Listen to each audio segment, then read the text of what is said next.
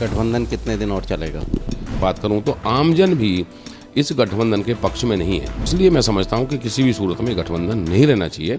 हरियाणा की राजनीति इन दिनों गरमाई हुई है। हरियाणा के दोनों सत्ताधारी दल जो हैं, बीजेपी और जेजेपी, एक दूसरे पर तीखे प्रहार कर रहे हैं, लगातार कर रहे हैं। और इसी सत्ता में एक तीसरा हिस्सा है, वो निर्दलीय विधायकों का है। और फरीदाबाद से निर्दलीय विधायक हैं नैनपाल रावत, जो आज हमारे साथ बातचीत करने के लिए मौजूद हैं। जो अभी हाल ही में घटनाक्रम है, उसी मुद्दे पर हम बात करेंगे। नैनपाल जी, स्वागत है आपका। जी धन्यवाद सचिन जी।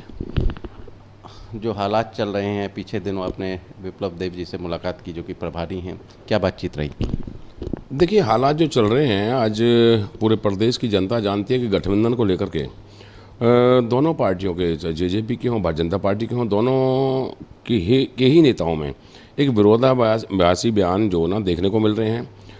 कीचड़ एक दूसरे पर उछाला जा रहा है। तो उसी संदर्भ में प्रभारी महोदय का मैसेज आया कि भाई आप लोगों को मुलाकात करनी है, तो बस उसी गठबंधन पर बात करने के लिए और क्या कुछ हम ठीक कर सकते हैं ताकि आने वाले समय में जो ये सत्ता का केंद्र है या सेवा का केंद्र है वो भारतीय जनता पार्टी का बना रहे, माननीय मुख्यमंत्री मनोहर लाल जी के सेवादार बने रहें। तो उस पर को लेकर के हमारी काफ़ी विषयों पर चर्चा हुई। गठबंधन कितने दिन और चलेगा? देखिए, ये तो भविष्य के गर्त में है और गठबंधन के विषय में मैंने हमेशा कहा है, गठबंधन करना ना करना, रखना ना रखना, ये भारतीय जनता पार्टी का काम है, सरकार का काम है, माननीय मुख्यमंत्री मनोहर लाल जी का काम है, केंद्र के नेताओं का काम है।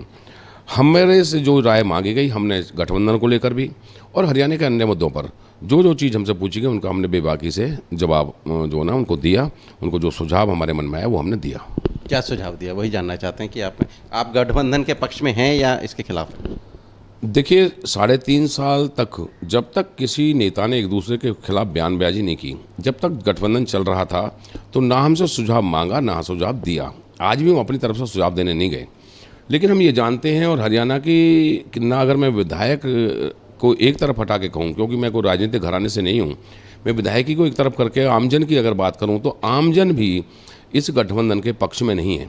क्योंकि कहीं ना कहीं माननीय मुख्यमंत्री को और सरकार को जो थोड़ा बहुत अगर कहीं नीचा देखना पड़ता है या कोई दाग दिखाई देता है, तो वो गठबंधन की वजह से दिखाई दिया है। तो इसलिए मैं समझता हूँ कि किसी भी सूरत में गठबंधन नहीं रहना चाहिए। जब तक चल रहा था तब तक चल रहा था। आज अगर विरोधाभासी बयान, किसी के पेट में दर्द है, कोई कहीं से जीतना चाहता है, कोई किसी को टिकट देना चाहता है, तो इन बातों का अगर बड़े नेताओं के बयान आ जाते हैं तो उस समय में ये गठबंधन का बना रहना उचित नहीं है, ना दोनों दलों के लिए ना प्रदेश के लोगों के लिए। आपने भी एक बयान दिया है कि भाजपा की सफ़ेद चादर में गठबंधन दाग है। देखिए, निश्चित तौर पर अगर कहीं छोटा मोटा कोई दाग अगर माननीय मुख्यमंत्री, क्योंकि मुख्यमंत्री मनोहर लाल जी की जो नीति है वो पारदर्शी है और भ्रष्टाचार मुक्त शासन देना, कमीशन खोरी बंद करना, ये माननीय मनोहर लाल जी की प्राथमिकता है।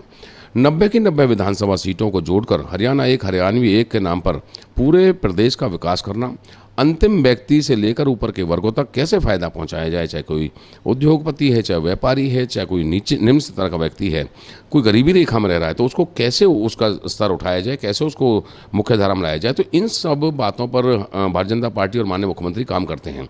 और मैंने उनके कार्यकाल को, ना केवल पिछले 5 साल के कार्यकाल को और अब के 3.5 साल के कार्यकाल को मैंने देखा है। जो व्यक्ति 4 घंटे सोते हों और 2 घंटे अपना व्यायाम, परमात्मा का नाम और चीज़ें करते हों और 16 घंटे इस प्रदेश के लिए काम करते हों, तो ऐसे व्यक्तित्व और व्यक्ति के लिए गठबंधन का जो दाग या आँच आई है, वो मैं समझता हूँ कि वो गलत है और इससे जितना जल्दी पीछा छूट जाए उतना ज़्यादा बेटर है। अच्छा, आप कह रहे हो कि गठबंधन दाग है, तो ये 3.5 साल में दाग दिखाई नहीं दिया?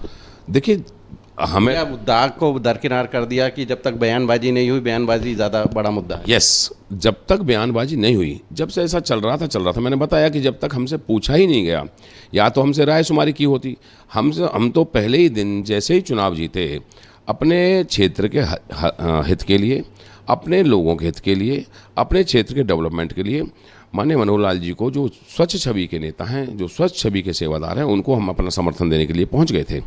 और उसके बाद गठबंधन हो गया। हमने तो ये भी नहीं कहा भी क्यों गठबंधन कर रहे हो, इसका मतलब हम जो है ना समर्थन नहीं देते, क्योंकि हमें प्रदेश का विकास चाहिए, हमें अपने क्षेत्र का विकास चाहिए। तो हम इस मुद्दे पर गठबंधन के साथ गए और माननीय मुख्यमंत्री मनोहर लाल जी को हमने जो है ना समर्थन दिया। 3.5 साल तक हमने गठबंधन पर ना हमसे राय मांगी और ना हमने बोला। जैसा चल रहा है, क्योंकि सरकार माननीय मनोहर लाल जी चला रहे हैं, जो स्वच्छ छवि के हैं, भारतीय जनता पार्टी की सरकार है। हमने तो एक अदने से एमएलए हैं, इंडिपेंडेंट जिता करके भेजे। हमने तो अपने क्षेत्र के विकास के लिए गठबंधन को, जो भारतीय जनता पार्टी को समर्थन कर दिया था। उसके बाद गठबंधन हुआ, गठबंधन चलता भी रहा।